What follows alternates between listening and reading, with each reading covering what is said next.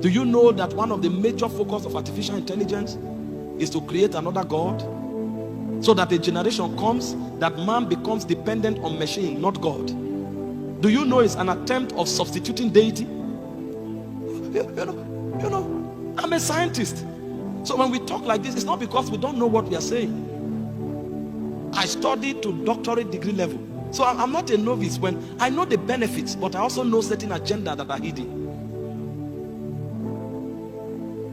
And today, a nation, I've forgotten the name now, just I think, what did they do now?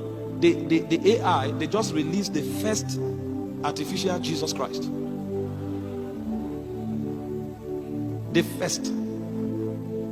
There are AI pastors, there are AI churches. That many nations today, you come to church, AI is coordinating service.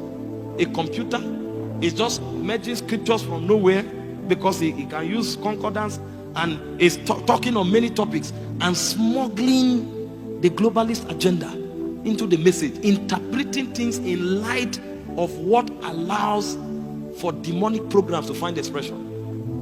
And a point comes when all the moral standards of God are removed. A point comes where the fear of God is removed. A point comes when the sovereignty of God is removed. And another generation will rise who don't know the ways of God anymore. Because when these people plan, they are futuristic. I know the blessings of AI. I know the blessings of robotic sciences.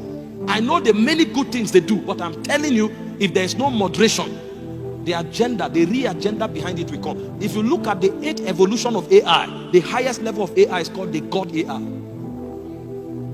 So they know what they are doing that you don't know. You are excited because you go to ChatGPT and ask any question and get an answer. The first thing that will happen to you is that a point will come where you don't ask the Holy Ghost anymore. Neither do you develop your mind. ChatGPT becomes both your mind and your Holy Ghost. And that is preparing the way so that a day will come when you will worship a machine.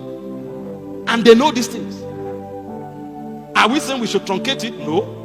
But we are saying there must be modification. Gatekeepers must watch. So that if they want to go beyond boundaries, we're frustrated. They try it, we're frustrated. They don't know why the thing is not processing. We are working it out. So if you are a man of prayer, if you are prophetic, these are some of the areas to deploy spiritual power.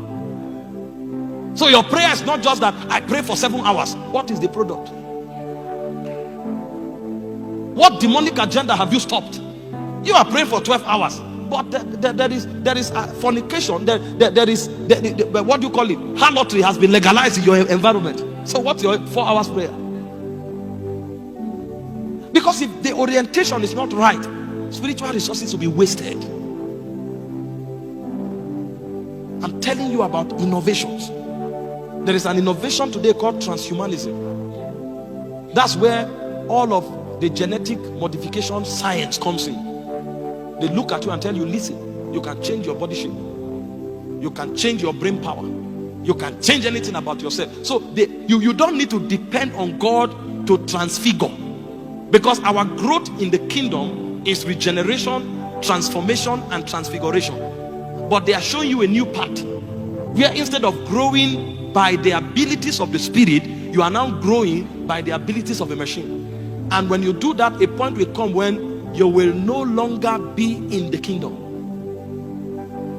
I will talk to you about life, and I will show you the level of transfiguration that man can attain if he's developing the life of God on his inside.